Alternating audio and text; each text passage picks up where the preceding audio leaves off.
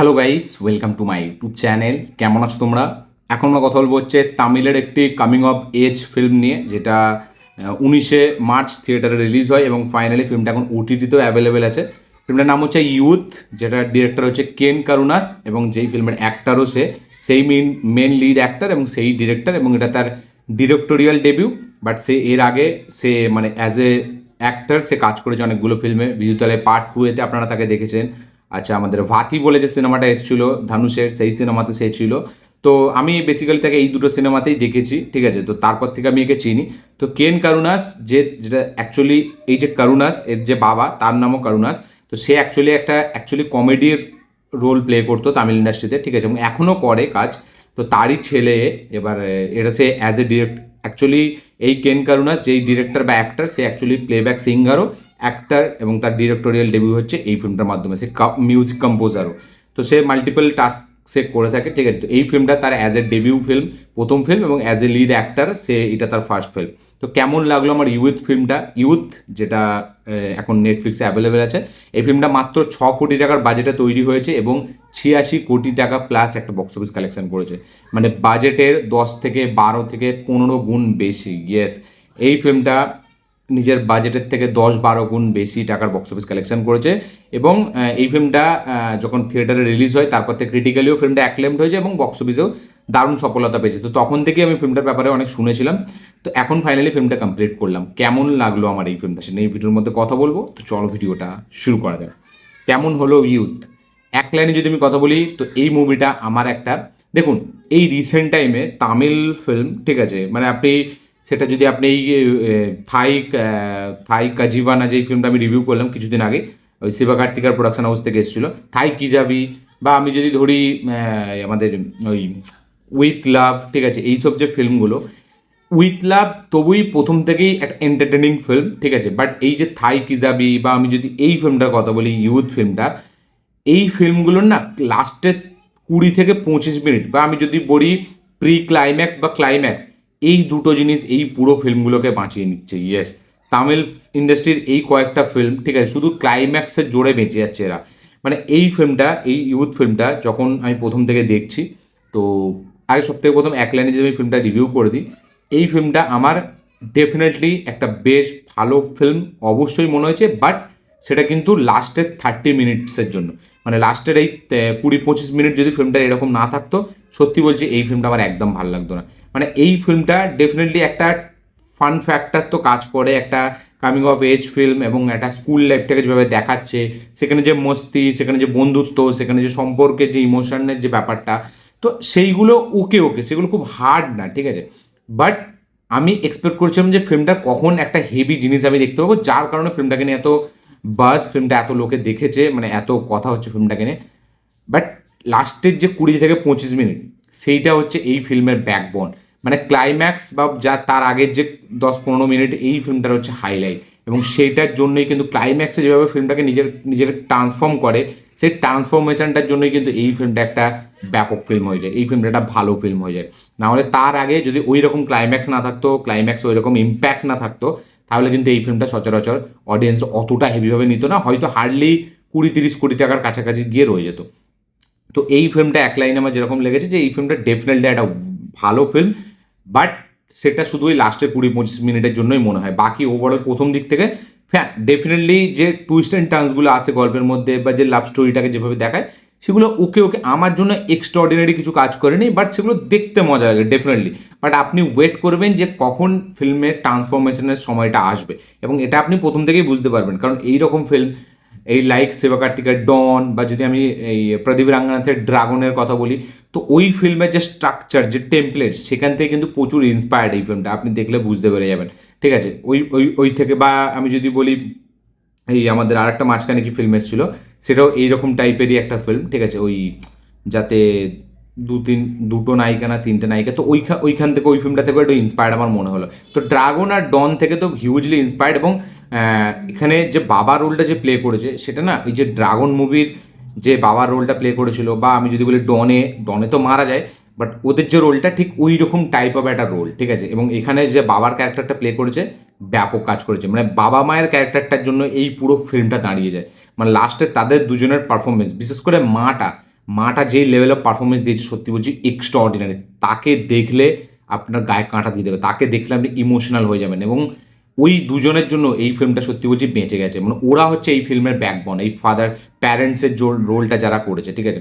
এখানে কেন কারুনাসের যদি কথা বলি, দেখুন সে কমেডি রোলে ভালো, সে কিছু কিছু ডান্স জায়গায় সে ভালো, সে এন্টারটেনিং দিক থেকে সে খুব ভালো, বাট লাস্টে সে যখন রিয়েলাইজ করছে সেই জায়গাটায় কিন্তু তার পারফরমেন্স বেশ ভালো। তার ওভারঅলে পারফরমেন্স আমার as a debut lead actor যদি কথা বলি বা অ্যাজ এ ডেবিউ ডিরেক্টর, সে কিন্তু যত্ন সহকারে কাজ করেছে, তার কাজটা আমার যথেষ্ট ভালো লেগেছে। হ্যাঁ, মাঝখানে কিছু কিছু জায়গায় একটু ওভার দ্য টপ জিনিসগুলো চলে যায়, খুব লাউড, বাট সেটাকে যেভাবে লাস্টে তার ট্রান্সফরমেশনের মাধ্যম দিয়ে সেগুলো ধরে রেখেছে সেগুলো বেশ ভালো।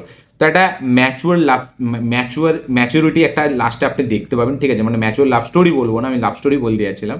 তো ম্যাচুরিটিটা কীভাবে আসছে এই ফিল্মটাই, এবং যেভাবে ট্রান্সফরমেশনটা আসছে এই ম্যাচুরিটির, সেটা কিন্তু বেশ ভালোভাবে দেখিয়েছে এখানে। এবং ক্লাইম্যাক্সটা ফিল্মের সত্যি বলছি সবাই রিলেট করবে, সবাই রিলেট করবে, অনেকে রিলেট করবে ক্লাইম্যাক্সটার সাথে।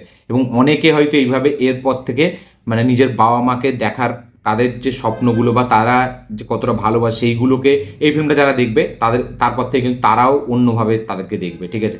এবং এই যে লাভ লাইফ বা স্কুলে যারা এখন পড়ছে এই ফিল্মটাকে যারা দেখবে, যারা কলেজে পড়ছে, তারাও কিন্তু নিজের মাইন্ডসেট মেবি হয়তো চেঞ্জ করবে এই ফিল্মটার ক্লাইম্যাক্সটা দেখার পর। এবার আমি যদি কথা বলি, যে কথাটা বলছিলাম, যে রিসেন্ট টাইমে এই যে এরকম তামিল ফিল্মস অনেকগুলো আসছে যেগুলো ক্লাইম্যাক্সটা এতটা হেভি, এতটা ইম্প্যাক্টফুল, যে পুরো ফিল্মের যে ফ্লগুলো সেগুলো কিন্তু মানে সাইড করে দিচ্ছে। দেখুন এই ফিল্মটা প্রথম থেকে যেভাবে চলতে থাকে, আমি ভালো এই আসবে একটা ট্রান্সফরমেশন, বা এই আসবে একটা টুইস্ট, এই প্লটে চেঞ্জেস আসবে, বাট সেটা আসেই না, একদম লাস্টে চলে যায়। সেইটা পর্যন্ত আপনাকে ফিল্মটা দেখতে হবে, ঠিক আছে। এবং ওর যে মাঝখানে যে পোর্শনগুলো অতটা হেভি না। এবং এই যে বললাম যে অনেকগুলো সিনেমার কথা মনে করায় এই সিনেমাটা, ওই উইথ লাভের কথা মনে পড়াবে, আপনার ড্রাগন সিনেমার কথা মনে পড়ে। হ্যাঁ, ড্রাগনের যেহেতু কলেজের ব্যাপার ছিল, বাট তা হলো আপনার মনে পড়বে, ঠিক আছে। বা তামিলের এরকম আরও অনেক ফিল্ম আছে যেগুলো আমি হয়তো নাম এখন মনে নেই, বা এরকম স্কুল লাইফটাকে যেভাবে দেখাবে, তো সেই সব সিনেমার কথা মনে পড়বে। অনেকে স্কুল লাইফ এই সিনেমাটাকে দেখার পর তাদের মনে পড়বে। এবং যদি মিউজিকের কথা বলি, তো এখানে জিবি প্রকাশ সে মিউজিক দিয়েছে, এবং জিবি প্রকাশ এরকম টাইপের ফিল্মে মিউজিক দিতে বেশ ভালো পারে। লাস্টে ক্লাইম্যাক্সে তার কাজ ভালোই, বাট ওভারঅলে যদি আমি কথা বলি তার কাজ অতটা আমার আপ টু দ্য মার্ক লাগেনি, ঠিক আছে। ক্লাইম্যাক্সে ডেফিনেটলি তার কাজ ভালো। এবং যে বললাম যে বাবা মায়ের রোলটা যারা প্লে করেছে তারা সত্যি ব্যাপক কাজ করেছে, তাদের জন্য এই ফিল্মটা আমি মানে কি বলবো হেভি একটা, মানে তারা আমাকে এইটাকে হেভি লাগায় এই ফিল্মটা, ক্লাইম্যাক্স, তাদের যে পারফরমেন্স।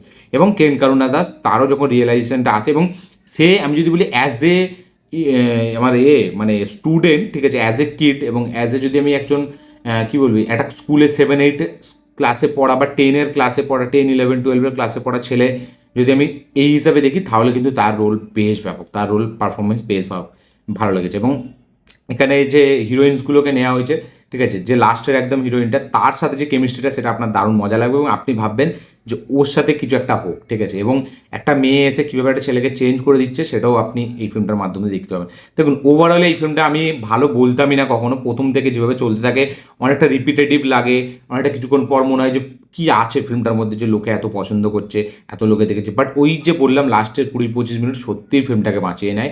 এর ক্লাইম্যাক্স, এর প্রি ক্লাইম্যাক্স বা তার আগের যে ব্যাপার, ঠিক আছে, এই পুরো জিনিসটাই ফিল্মটাকে সেভ করে নেয়। এবং যার কারণে কিন্তু ফিল্মের লাস্টের 20-25-30 মিনিটের জন্য এই ফিল্মটা আপনার একটা ভালো লেগে যাবে, এই ফিল্মটা আপনার একটা মনে থেকে যাবে যে না, ইউথ বলে একটা ফিল্ম এসেছিল, যে ফিল্মটা এরকম ফিল্ম। এবং মানে কি বলবো, মানে শেষের দিকে এই যে বাবা বা মা এদের যে পারফরমেন্স আরও এক্সট্রা অর্ডিনারি হয়ে যায়। তো প্রথম থেকে একটা পার্টিকুলার একটা সিকোয়েন্স আছে যেখানে এখানে এর দাদাটা, এই যে মানে ছেলেটার যে মাটা, তার দাদাটা ইনভাইট করবে, এবং তারা সেখানে গিয়ে কীভাবে হিউমিলিয়েট হবে, তো ওই জায়গাটার ব্যাপক। এবং সে তারপরে এসে যখন ওই বাবাটা মাটাকে বলবে যে আমাকে বিয়ে করে ভুল, ওই জায়গাগুলো এতটা মানে রিয়েল মনে হয় এদের পারফরমেন্সের জন্য, সেগুলো বেশ ব্যাপক। ওভারঅলে ইউথ মুভিটা আমার জন্য একটা ডেফিনেটলি ক্লাইম্যাক্সের জন্য বেশ ভালো একটা ফিল্ম মনে হয়েছে। বাট ওভারঅলে যদি ফিল্মটাকে প্রথম দিক থেকে আমি বিচার করি, তাহলে আমার খুবই এটা one time watch decent film মনে হতো যদি ক্লাইম্যাক্সটা বা লাস্টের কিছু মিনিট আলাদা হতো, ঠিক আছে। দেখুন ফিল্ম তো ওভারঅলে জাজ করা হয়, এবার ওভারঅলে জাজ করলে আমি এই ফিল্মটাকে বলবো না যে আহামরি বিশাল কিছু একটা ফিল্ম বা এরকম। আমি মানে যেমন উইথ লাভ আমাকে খুব সারপ্রাইজ করেছিল, এই ফিল্মটা কিন্তু সেই রকম সারপ্রাইজ আমাকে করতে পারেন, বা একটা টুরিস্ট ফ্যামিলি যেরকম আমাকে সারপ্রাইজ করেছিল সেই রকম সারপ্রাইজ এই ফিল্মটা করতে পারেন। থাই কিজাবি আমার যেরকম লেগেছে, আমার ওইখানে যেরকম রিয়াকশন, এই ফিল্মটা তো আমার ডেফিনেটলি ওই রকমই রিয়াকশন, কারণ এই দুটো ফিল্মের ক্লাইম্যাক্স এই ফিল্মটাকে বাঁচাচ্ছে, এই দুটো ফিল্মের লাস্টের 20-25 মিনিট এই ফিল্মটাকে সেভ করছে, এই ফিল্মগুলোকে। নাহলে তার আগের যে জিনিসপত্র হচ্ছে, যে অ্যাক্টিভিটিস, যে কী বলবো ক্যারেক্টার ডেভেলপমেন্ট বা রাইটিং যদি বলি ক্যারেক্টারগুলো, তো সেইগুলো অতটা হেভি আপনার লাগবে না। কিছু কিছু মোমেন্টস হ্যাঁ ডেফিনেটলি মনে থাকবে, বাট ওভারঅলে মনে থাকবে না। বাট লাস্টের ক্লাইম্যাক্সের কিছু পোর্শন 10-20 মিনিট পুরো ফিল্মটাকে বাঁচিয়ে নিচ্ছে। তো এখানে সেম হয়, ওই থাই কিজাবিতেও সেম হয়েছিল। বাট এটা একটা আমি বলবো না যে 96-এর মতো ব্যাপক ফিল্ম, বা এটা একটা লাভারের মতো ব্যাপক ফিল্ম, বা এটা একটা মানে আমাদের উইথ লাভের মতো ব্যাপক ফিল্ম, বা ট্যুরিস্ট ফ্যামিলির মতো ব্যাপক ফিল্ম, এটা আমি বলবো না। এই ফিল্মটা ডেফিনেটলি ভালো একটা ফিল্ম, ডিসেন্ট, মানে ডিসেন্টের থেকেও আমি ভালো বলবো, ডেফিনেটলি ভালো। মানে কি বলবো, অ্যাকচুয়ালি এই ফিল্মগুলো এমন হয়ে যায় যে প্রথম দিক থেকে আপনাকে একটু রিপিটেটিভ একই জিনিস বারবার দেখাচ্ছে, এবং আপনি ভাবছেন যে গল্পের মধ্যে নতুন কী আছে, প্রচুর ফাজলাম হয়ে যাচ্ছে। বাট তারপরে আপনার মনে হয় যে না, কিছু তো একটা আসবে, কিছু তো একটা আস্তে আস্তে অনেকটা টাইম নিয়ে নেয়, যে যার কারণে অনেকজনের হয়তো এরকম ফিল্ম পছন্দ হবে না, অনেক অডিয়েন্সের। বাট যারা সিনেফাইলস তারা দেখলে বুঝতে পারবে যে ফিল্মটার মধ্যে অ্যাকচুয়ালিতে কী বলার চেষ্টা করছে ডিরেক্টর। এবং কেন কারুনাস যেই মানে সে 2001-এ জন্মেছিল, মানে আজকে তার বয়স 25 বছরে সে যেরকম সিনেমা বানিয়েছে, সত্যি অ্যাজ এ ডিরেক্টোরিয়াল ডেবিউ যদি বলি, তার এটা বেশ ভালো একটা কাজ সে করেছে। তো ডেফিনেটলি প্রথম থেকে ফিল্মটাকে বাঁচিয়ে রাখা লাস্ট পর্যন্ত খুব রিস্কের ব্যাপার ছিল, এবং সেটা কিন্তু সে দারুণ হ্যান্ডেল করেছে ব্যাপারটাকে। তো আপনারা দেখুন, কমেন্ট করবেন আপনাদের কী বক্তব্য, কী মতামত, কী রিয়াকশন এই coming of age romantic comedy film, যেটার নাম হচ্ছে উই ইউথ। তো দেখে কমেন্ট করবেন। এই ছিল আমার ভিডিওটা ভালো লেগে থাকলে লাইক শেয়ার কমেন্ট করে দেবেন, চ্যানেল নতুন হলে চ্যানেলটিকে সাবস্ক্রাইব করবেন, বেল আইকনটি প্রেস করতে ভুলবেন না। দেখা হচ্ছে পরের ভিডিওতে, ততক্ষণের জন্য বাই।